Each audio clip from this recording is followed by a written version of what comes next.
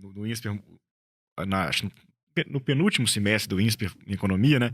O professor Alexandre Schwarzman, que é um craque, diretor do Banco Central, de lá atrás e tal. Aí ele chegou a matéria dele era resolução de problemas em economia. Era isso, era esse método parecido com o seu na faculdade de economia. No primeiro dia de aula, ele abriu o jornal lá, Valor Econômico. A inflação sobe tanto por conta do preço da carne. Ele abriu e falou assim: olha, inflação sobe tanto por conta do preço da carne.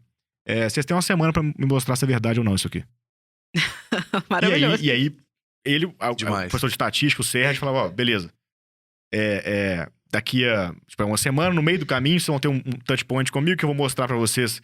Eu vou ver os métodos estatísticos que vocês estão usando, econométricos, pra ser mais exato, que vocês estão usando, quais fontes de dados são boas ou não são, e na quarta-feira seguinte, de quarta a quarta, a gente senta de novo e vamos ver quem conseguiu explicar por que a inflação reagiu à carne ou não. Porque também apresentou o jornal problema. pode estar errado também, eu sou economista, eu tenho que discutir com o jornal. E aí, finalmente, eu aprendi, pra que serve a regressão, por que é importante ir na base de dados do IBGE e na base de dados outra, por que a base tá suja, a base tá limpa. E aí tudo que da faculdade faz sentido, porque, putz... Não, isso e pensa que só pelo fato dele ter te provocado e não te dado de mão beijada, que é o famoso PPS, né? Pergunta pra saber. O brasileiro é o profissional em PPS. Você pergunta pra saber. Você não vira autodidata. Tem um mantra, tem 13, 15 mantras agora nas regrinhas de estudo da Gama que os alunos têm que aceitar pra continuar o flow educacional junto com a gente. E um deles é pergunta pra sua mão. O que é pergunta pra sua mão? É na hora que você tá... Gente, o que é inflação? Daí a sua mão responde assim, ó, Google. Pesquisa. Seja mais autodidata. Sim. A gente não aprendeu a ser assim, porque tudo foi nos dado. Não foi provocado. Yahoo Perguntas. Sabe que o Fábio Bolsinha esteve aqui, que foi o fundador do Yahoo Perguntas. Eles extinguiram recentemente. Falei, sacanagem, tiraram ali uma boa referência. Exatamente. E eu te digo, assim, esse professor merece um prêmio, porque ele provavelmente... teve que enfrentar algumas complicações de, por exemplo, como que ele transforma isso no objeto de avaliação para entrar dentro da regra do MEC. Porque pensa assim, o MEC falou pra você, ó, você tem que jogar tênis de saibro.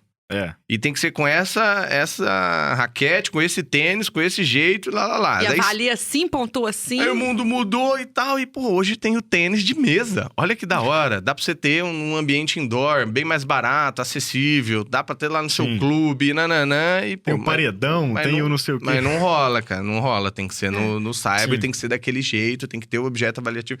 Então, assim, é um desafio você tentar jogar um jogo dentro de umas regras impostas e que são bem inflexíveis. Só pra fechar meu raciocínio, era exatamente isso. Então, assim, pra mim, a minha resposta pra repórter, eu falei, olha, a tendência é a mesma, o desafio é fazer.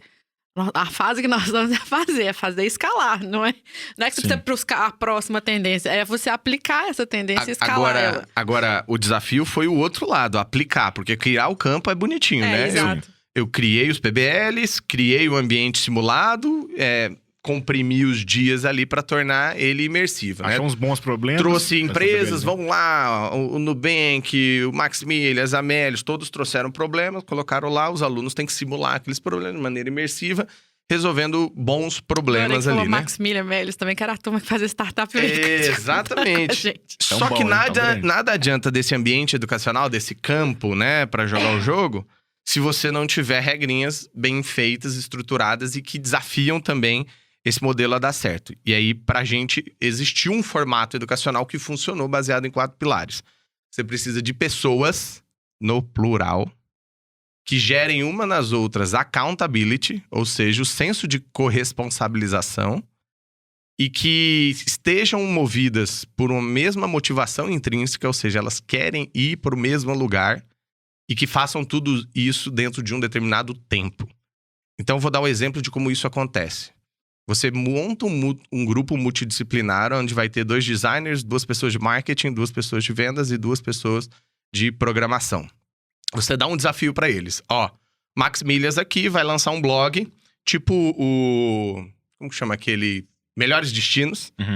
Tipo Melhores Destinos, só que você não pode aparecer Max Milhas. É um blog, porque, se não me engano, o Melhores Destinos, inclusive, é da CVC. Então, ele não aparece. Eu nem sei. É tipo uma estratégia de conteúdo que você vai ter que gerar lead e daquele lead você pode converter depois. Então, você vai criar esse blog ali pro Max Milhas e vocês têm um desafio de em uma semana, ó, a compressão. tempo e imersão. Em uma semana, essas 8 pessoas gerar 1000 leads para esse blog que vocês vão criar do zero. Vocês vão registrar o domínio, vocês vão criar a marca, vocês vão fazer os textos, vocês vão fazer o layout. E aí, cada um tá aplicando o que aprendeu na semana passada. Ah, por isso que eu aprendi layout? Por isso que eu aprendi HTML? Por isso que eu aprendi fazer growth, ads e tudo? É por isso. Ah, legal. Aí eles aplicam. E aí, você cria um ambiente competitivo, porque tem outro grupo também. Ali com o mesmo desafio, só que com outra persona, a persona da Melios.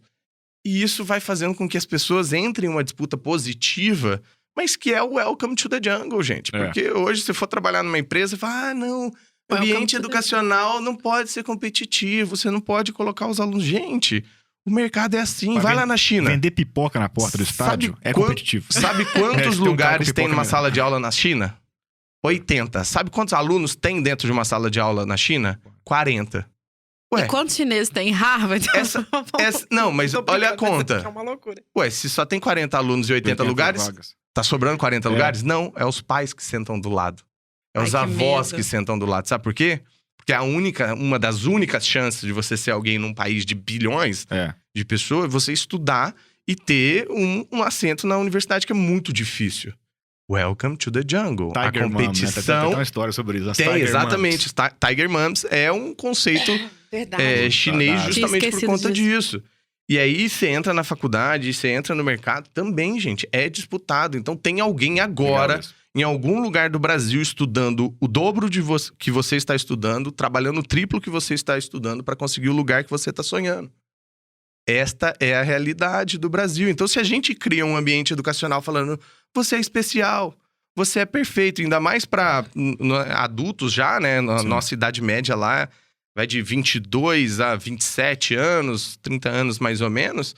A gente não vai estar preparando tão bem essa pessoa para ser resiliente o suficiente para entender o quanto ela vai entrar lá dentro, ela vai crescer pelas oportunidades que ela tiver ali, mostrando hard e soft skills. E aí, quando eu trago esse momento de frustração, né? Você vai lá e dá errado. Nós fizemos um grupo aqui, fomos lá, e aí um grupo conseguiu 1.500 leads, né? 1.500 e-mails cadastrados lá, e a gente só conseguiu 300.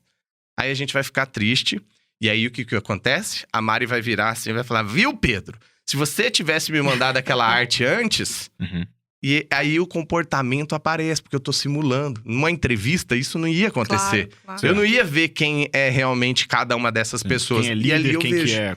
quem é líder naturalmente, quem é aquela pessoa que foi estúpida, que não soube dar um feedback, aquela que não recebeu bem o feedback. E o feedback faz a pessoa crescer bizarramente de uma semana para outra. Semana seguinte, ela já tem um outro grupo, um outro trabalho. Ela já tem que fazer um evento, e aí ela vai... E assim a gente forma pessoas cascudas, pessoas que vão receber realmente a mesma dificuldade que o mercado já está impondo, mas num ambiente educacional, onde você pode realmente suar ali na simulação para não sangrar na vida real. Não, aqui você tá falando uma coisa que a gente tem discutido muito, essa brincadeira do cringe, mas que é um dado, essa geração que tá aí mais nova, ou agora é Z, não sei qual que é mais. Outro dia eu vi um dado do IBGE que me assustou muito, assim, que era um dado que 38% dos brasileiros até 35 anos não tinham pretensão de sair de casa. Puta merda. Que é um dado um pouco assustador, nossa, assim, que eu falei que não, mas tem tá errado. A gente tá até pesquisando, porque a gente tava olhando pra longevidade, né? Assim, você imagina o pai que tá aposentando, tem um filho aí de 35 anos dentro de casa, né? E como é que essa conta pega? Mas olhando pra isso, é um pouco esse perfil, né? Dessa coisa de, você vai ter que lutar, a vida é isso, e tudo bem, né? Eu acho que a gente também... É interessante você falar isso, essa coisa de aprender a errar, cair e tem que lutar.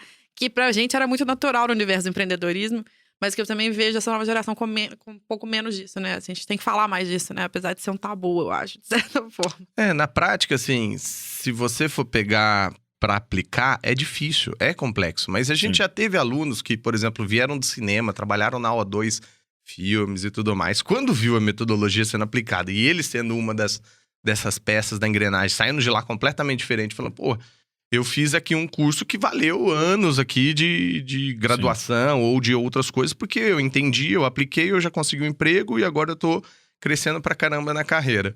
Ele falou assim, dá vontade até de levar isso pro cinema.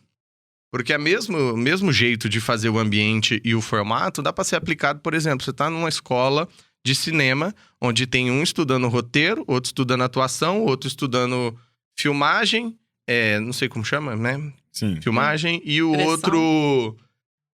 já falei roteiro? Figurino. Aí, beleza, cada um tá estudando no seu quadradinho ali os conceitos técnicos. Teóricos. Teóricos e tal. Na hora de fazer a prática, é muito melhor você fazer a atuação já para uma câmera. Você fazer a atuação já com um roteiro. Você fazer uma atuação já com um figurino. E essas pessoas podem praticar e colocar em ação aquilo que elas estão aprendendo na teoria. Claro. Você entendeu a prática disso? E como isso pode revolucionar e volta lá pro modelo sinergia. Imagina se a gente consegue fazer isso para outros cursos, para eles serem mais legais, mais úteis, baseados no seu objetivo fim. Se é emprego, que é esse modelo, o jeito que a gente tá fazendo é esse. Mas pode ter outro objetivo fim. Mas o jeito de fazer... A gente vai trazer a Bárbara Soalheiro do Mesa Cadeira também, vem bater um papo com a gente. Mesa agora, tiraram cadeira do nome. E, enfim, acho que ela também aplica essa visão sua em outros formatos. Tô aqui dando um spoiler, não sei, a Bárbara corrige a gente. Fique ligado no Hydra. Aliás, você já comentou, compartilhou, deu like? É verdade, não podia. A gente de engajamento, a gente é ruim disso, a gente gosta tanto da conversa que a gente não faz.